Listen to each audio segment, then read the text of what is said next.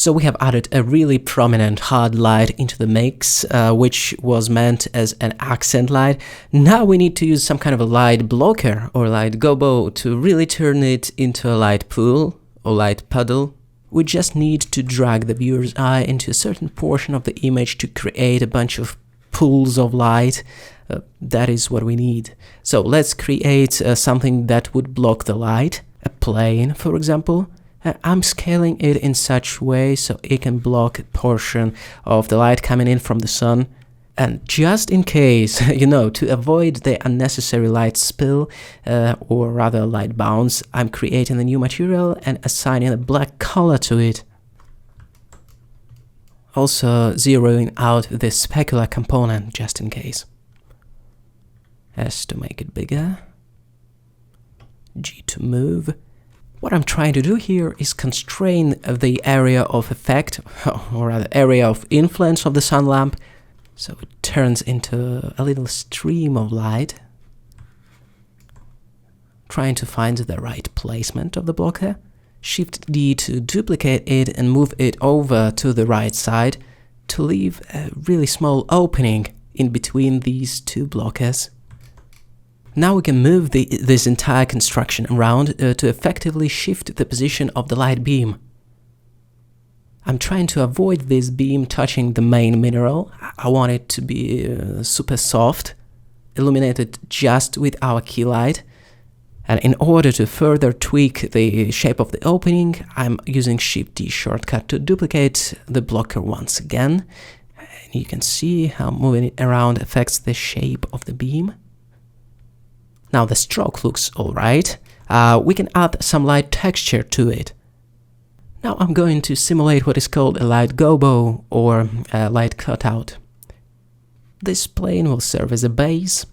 I'm tabbing into the edit mode, creating a bunch of subdivisions with the help of the Ctrl-R shortcut. Then selecting everything with the help of the A shortcut, right-click and subdivide everything a few times until the wireframe becomes fairly dense. Something like that.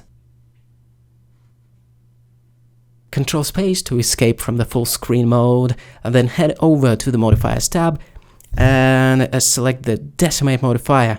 I'm going to use a fairly obscure way of rotating the geometry, so I'm selecting the unsubdivide mode and upping the iterations to 1. Now we can see that the geometry got rotated by 45 degrees, I believe.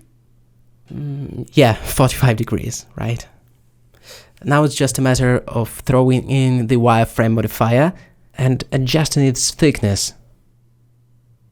We have effectively created the light gobo, and we can play with the light texture by adjusting the size of it. It's not super intuitive, but we can also control the harshness of the shadows by moving this object closer or further away from the light. Or I should have said closer or further away in relationship to our subject. Aside from purely aesthetic function of breaking up the light beam, this light gobo serves the purpose of hinting at the environment.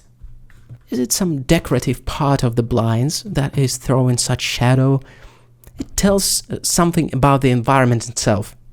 I'm placing these objects into the sun blockers collection, just to keep things organized. And so this is our accent light. A stroke of compositional interest and a puddle of light at a higher intensity. There was nice and soft window somewhere, now there is a sunbeam striking through. Awesome! Generally speaking, one of the functions of lighting is to tell more about the setting, about the environment.